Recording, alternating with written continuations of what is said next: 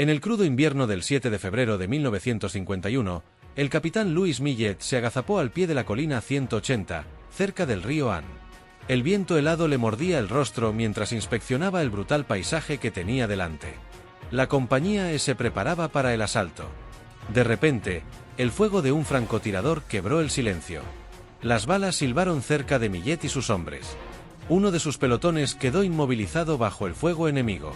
Acobardados en defensa, muchos soldados comenzaron a despedirse en silencio de sus madres, esposas y novias en casa.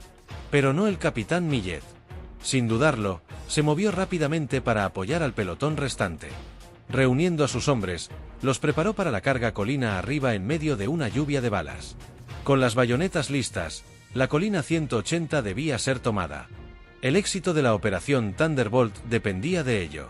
Entonces, finalmente, el enemigo se rebeló. Soldados chinos se alzaron en la cima de la colina, sus siluetas recortadas con nitidez contra el cielo gris. Millet los miró fijamente. Vio sus manos alcanzar sus cinturones y el inconfundible destello del metal reflejando la fría luz. Granadas. Una ráfaga de granadas. Dedos deslizándose por los anillos de seguridad, clavijas arrancadas. Mientras tanto, la compañía E, que nunca había puesto a prueba su entrenamiento con bayonetas, esperaba la orden de Millet. Inseguros de si lideraría la carga o daría la orden de retirada, muchos esperaban lo último. En mayo de 1940, un estudiante de último año de la secundaria Dartmouth se puso el uniforme de la Guardia Nacional y subió al podio. Era el Día de los Caídos, y Louis Millet tenía un mensaje poderoso para sus compañeros. Europa estaba bajo el yugo de hierro de Adolf Hitler. Advirtió a su clase que una guerra global se avecinaba y que, inevitablemente, Estados Unidos sería arrastrado a ella. Con convicción, los instó a estar preparados. Millet no era de los que daban consejos sin seguirlos. Se alistó en el cuerpo aéreo del ejército, comenzando su entrenamiento en Lorry Field, Denver, donde dominó el uso de la ametralladora. Había un problema. El presidente Roosevelt acababa de pronunciar un discurso declarando que no participaremos en guerras extranjeras y no enviaremos a nuestro ejército, marina ni fuerzas aéreas a luchar en tierras extranjeras fuera de las Américas. Pero eso no detendría a Millet. Impulsado por un deseo inquebrantable de servir, huyó a Canadá para unirse al Regimiento de Artillería Real canadiense. Sin embargo, cuando llegó a Inglaterra con sus camaradas canadienses, Estados Unidos ya había entrado en la guerra. Esto le permitió transferirse al ejército de los Estados Unidos. En agosto de 1942, fue desplegado en Irlanda. Se unió a la 27ª Artillería de Campaña Blindada, Primera División Blindada, listo para desempeñar su papel en los desiertos del norte de África. En las primeras horas del 8 de noviembre de 1942, Louis Millet y su unidad se preparaban para su misión de invadir el norte de África. Su destino era Esteleu, un punto costero al norte de Orán. Mientras el batallón de Millet se acercaba, el cielo y el mar estallaron en violencia. A bordo de los destructores, los hombres de la 6ª Infantería Blindada avanzaban hacia Orán, pero fueron atacados por baterías navales francesas leales al régimen de Vichy y a las potencias del eje. Uno de los destructores recibió un impacto directo, su casco se partió y se hundió, llevándose consigo a un batallón entero. Los proyectiles franceses de 75 milímetros apuntaron a la posición de avance de Millet. Uno de ellos golpeó de lleno un semioruga cercano, desgarrando el blindaje del vehículo híbrido entre coche y tanque.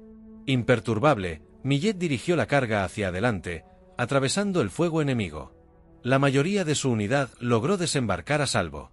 Solo 2 desafortunados soldados estadounidenses tuvieron que ser transportados de los destructores en bolsas para cadáveres. Apenas una semana después, la unidad de Millet recibió la orden de unirse al avance sobre Túnez. Limitados por combustible y suministros, solo una fracción de la primera división blindada pudo continuar. Esta fuerza fragmentada enfrentaría una resistencia brutal. Al acercarse a Medjez el Bab, Millet tomó posición como artillero antitanque. Armado con un cañón de 37 milímetros montado en un camión de 3/4 de tonelada, él y su equipo sabían que estaban desesperadamente superados. Los tanques Panzer alemanes rompieron sus líneas. Los estadounidenses lanzaron una oleada de proyectiles de 37 milímetros, solo para ver cómo rebotaban inofensivamente contra el blindaje de los Panzer. Entonces, 20 tanques M3 le avanzaron para enfrentar al enemigo. Millet observó con horror cómo cada uno era rápidamente deshabilitado o incendiado, sus cañones de 2 niveles demostrando ser inútiles contra el poder de fuego alemán. A medida que el caos se intensificaba, Millet divisó un semioruga en llamas cargado de municiones en el corazón de la posición de su unidad. Sabiendo que podía explotar en cualquier momento y destruir su posición, Millet saltó al vehículo. A pesar del calor y la amenaza de una explosión, lo condujo lejos de sus tropas. Justo a tiempo, saltó fuera. La explosión rasgó el aire del desierto detrás de él. Su unidad, salvada de los restos en llamas, continuó luchando. Eventualmente, las maltrechas fuerzas estadounidenses se retiraron a un lugar que esperaban fuera seguro.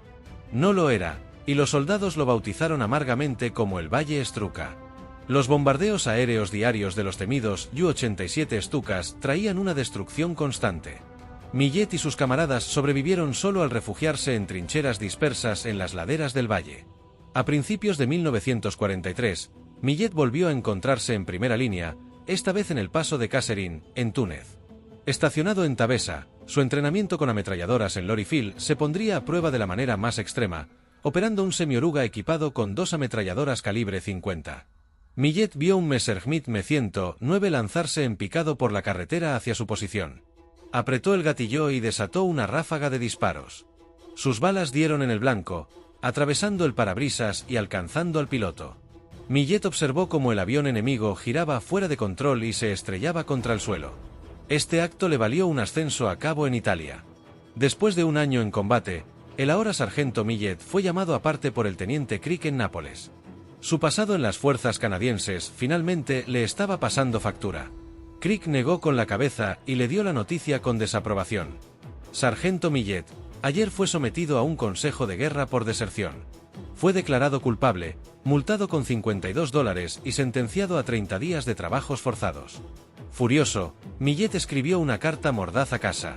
Irónicamente, semanas después fue ascendido a subteniente. Millet pasó el resto de la guerra como observador de artillería avanzada en Italia. Resumió su experiencia ascendiendo en las filas del ejército, recordando un debate que tuvo con un capitán inglés sobre el papel de los oficiales. El inglés dijo que su deber era mostrar a los soldados cómo dar su vida por el rey y la patria.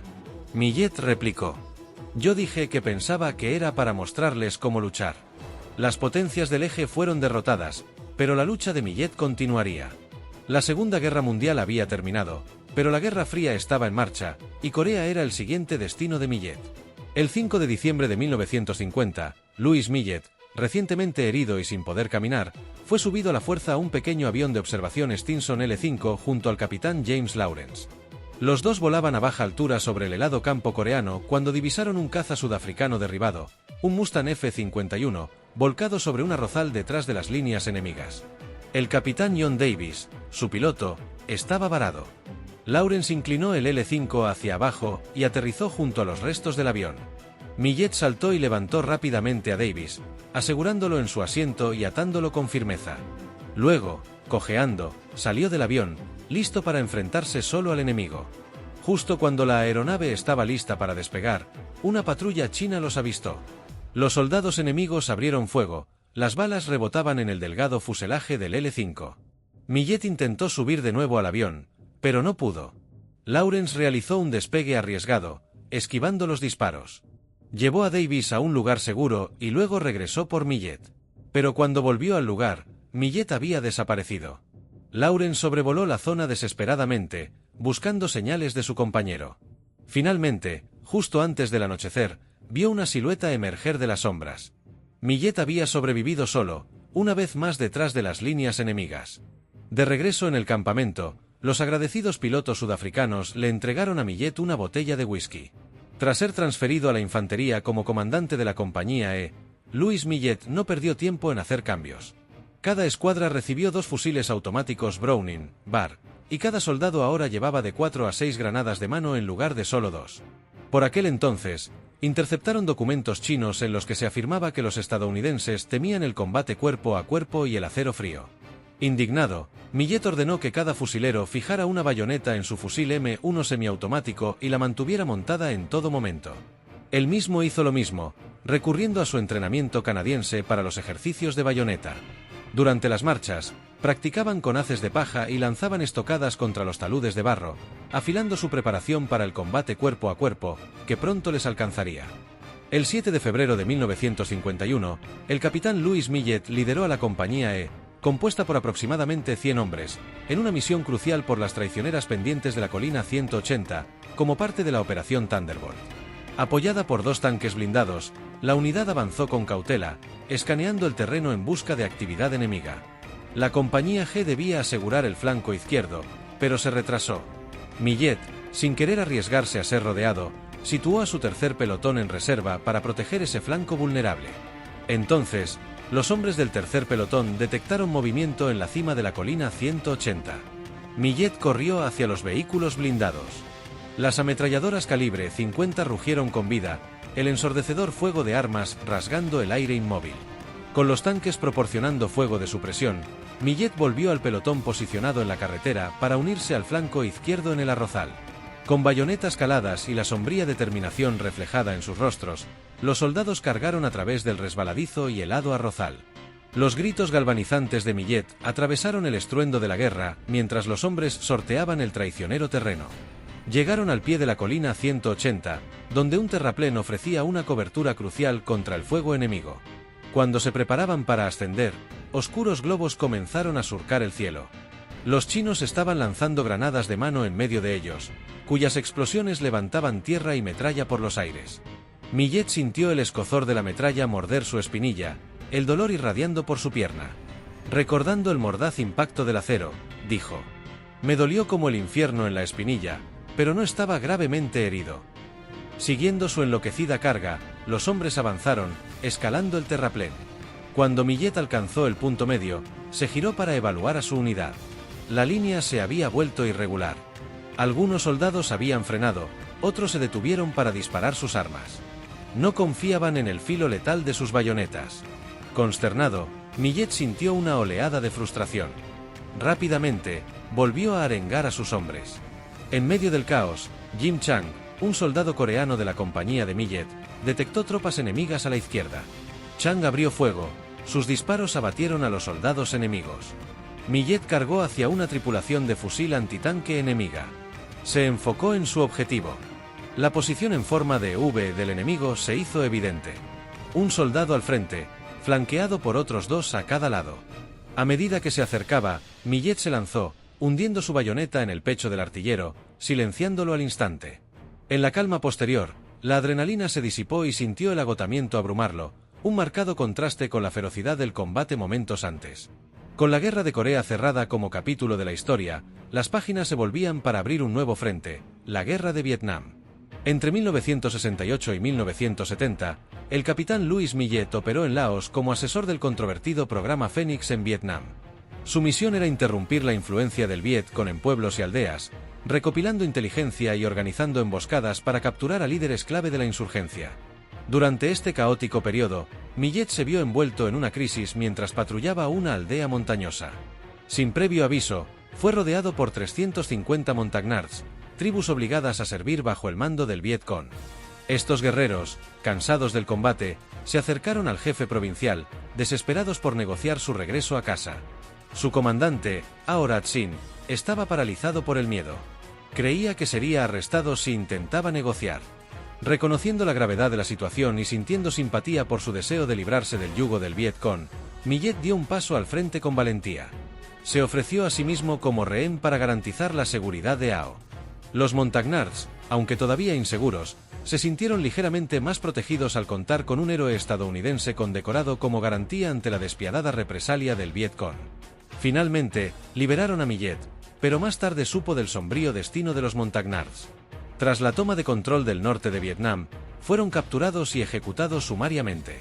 Fue un peso difícil de soportar para Millet, quien reflexionó sobre el evento diciendo: «Por una vez en mi vida, logré que la gente dejara de luchar y fuera libre. Si los hubiera dejado seguir peleando, hoy seguirían vivos».